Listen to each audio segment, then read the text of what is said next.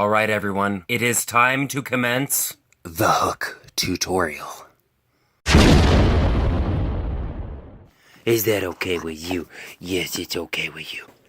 Alright, let's go over the materials you're going to need to make this. Okay, to start off with, you're going to need about 6 2x4s, just standard US 2x4s, some hot glue, and hot glue gun. You can either use wood filler or like a Bondo, which is what I use. I think it's a little bit tougher and harder. Some 2.5-inch screws, a roll of twine rope, which this is 1/4 inch, but the stuff I used for the first hook was 1/2 inch thickness. A bunch of wood glue. You're probably going to use an entire one of these on the hook if you do it the full 6-foot length. This is the type of wood glue I use. Some primer, auto primer. This is the color I used. It's a satin heirloom white by Rust-Oleum. That's for the main color. And then to spray in all the carving and bring out the carving detail, it's just a brown. That's the color. I don't have the lid, but it's just a dark brown. And then for the glow-in-the-dark paint, I used this, which is MX24 at glowmania.com. I'll provide a link for all of this, of course. That stuff is kind of expensive, but it works really well, and it gets pretty bright. Those are the main materials that I used to build the hook. Alright, people of Earth, here are the tools that I use. Okay, you can make this using pretty much whatever tools you have, but these are the tools that I use. They make the job go a lot quicker and easier. So I have like a yardstick, which is a aluminum straight edge, drill and some drill bits, clamps. I use quite a few of those in the gluing process. Chop saw. This is very handy in cutting the 2x4s, but you can use a skill saw or even a hand saw. It'll just take a lot longer. Angle grinder. This is, I don't know, saves a lot of time with the carving process. And then this is totally optional, a sander. Alright guys, I'm doing this the old school way, just recording the screen. Alright, I've got my design drawn and scanned into the computer, and this is the same way I did the original hook. So this time, just take the picture, right click on it, hit edit, which should bring it up into Paint. And when I'm happy with it, then I will go into File, Print, Page Setup. And from Page Setup, I can adjust how big I want it to. If I hit it 100%, it'll make it that big, but I actually want it bigger than 100% because I'm going for about 4 feet tall with this one instead of the 6 like last time. This time I'm doing it just a little smaller. So let's adjust it to 400% and then do a print preview. That'll kind of give us an idea of how big. So there's one sheet of paper. May need to be a little bit bigger. Yeah, definitely. So that's too small. I'm going to make it even bigger. There's going to be a lot of white or mostly white pages, which I'll get rid of all this stuff. That way I don't waste paper. Okay, now once you have it the size that you want, go ahead and print it.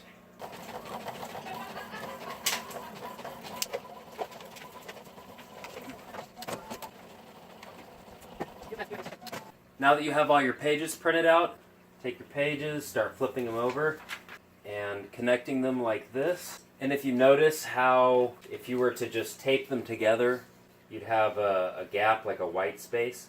So I'll take my scissors and just cut. It doesn't have to be perfect, just cut along it, get it pretty close. And that way when you put it down, that gap disappears, and you can go ahead and tape. And I start off with one piece because you may have to adjust it slightly, and if you tape it all the way across, then that's going to be a lot harder to do. Alright, now that you have everything taped together, now's the time to decide how you want to cut your 2x4s to cover the pattern. Your average 2x4 is actually 3.5 inches by 1.5 inches. Yeah, go figure. Doesn't make much sense. I'm going to mark lines out at 1.5 inch spacing because I will be laying the 2x4s vertically oriented. because this is so thin and that's a little bit thicker, I think I am actually going to run the lines straight up and down to kind of split the difference. Normally, like with the other hook, I actually ran the lines this direction to take advantage of that long length. That was going to be the main weak point. But really, it's inevitable. You're going to have some fragile points, especially like right here where it's thin. But we'll be reinforcing everything with screws, so it doesn't have to rely on just a glue joint. The screws will help everything stay together really nice. I'm going to go ahead and mark my lines out this direction, 1.5 inch apart, all the way across.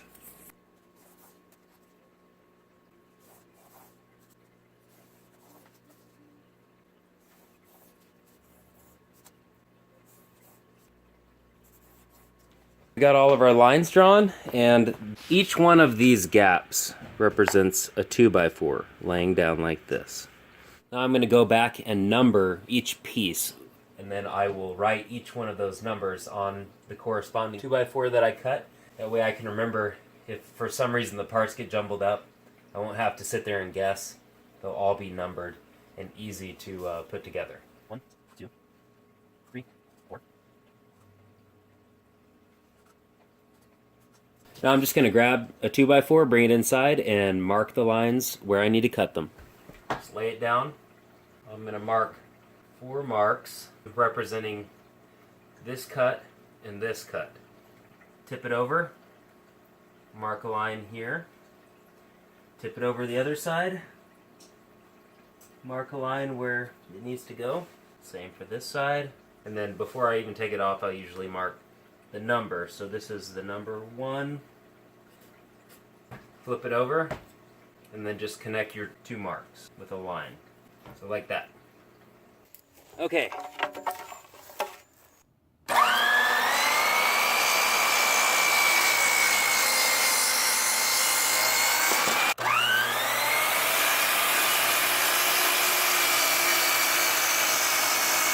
It doesn't have to be perfect, but that is close enough.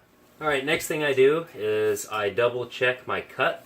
Just line it up, look, make sure there's no black showing, no black lines showing on the other side.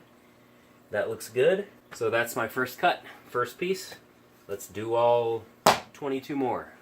Okay, we've got all of our pieces cut, which means now we just gotta glue it and screw it all together. I'm gonna start by taping this to the floor, that way it doesn't move around, and then taking some parchment paper and taping it over the entire pattern. That way when I glue it, then it doesn't stick to the paper. I'll be able to pull it off later.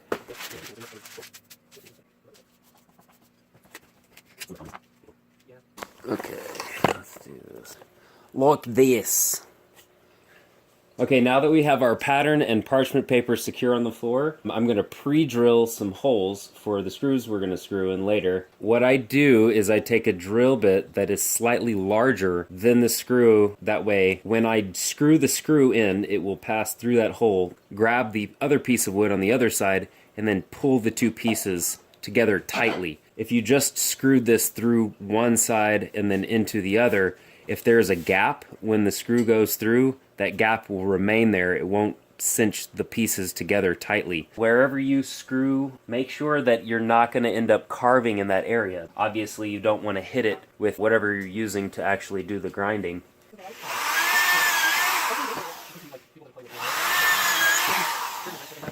It's an orange! Of course it's I just told you it was an orange! No, you don't get a cookie!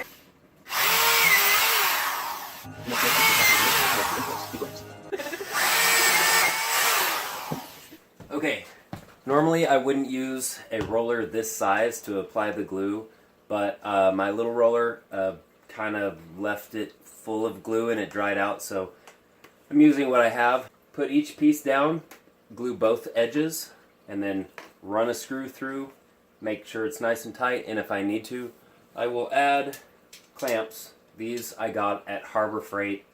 They are cheap. I think they're like $5 a piece, maybe, something like that. What? One thing is making all this noise. Sounds like the Transformers.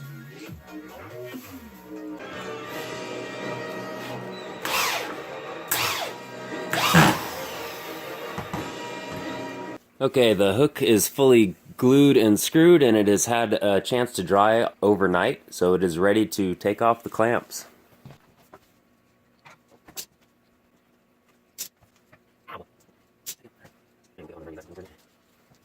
We need to take this up off the floor, cut out the design, and then I'm just going to take some more wood glue with the roller, roll it onto the surface after I have this cut out, and then put it on there, let it dry. Make sure you coat the entire surface. And